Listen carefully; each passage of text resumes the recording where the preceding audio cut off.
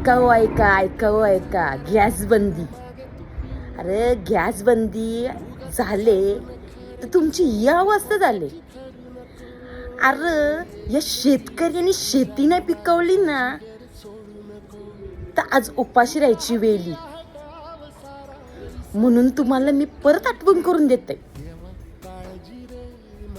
आपल्या दिबा पाटील साहेबांनी आपल्या शेतकऱ्यांसाठी एवढा संघर्ष केला, योग्य तो मोबदला दिला आणि आपल्या हक्कासाठी संघर्ष करायला लागलं ते.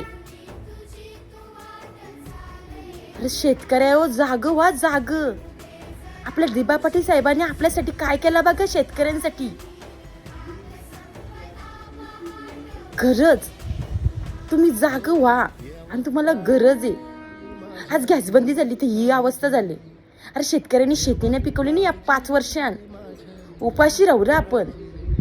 तेही शेती आपल्यासाठी नाही, आपल्या सगळ्या पिढीसाठी दिली. त्यांना माहिती आहे का आपण उपाशी नाही राहू शकत.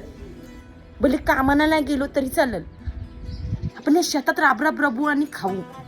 म्हणून ते आज आपल्यासाठी शेती आईशी करून ठेवली. आणि तुम्ही शेती विकायला निघल्या.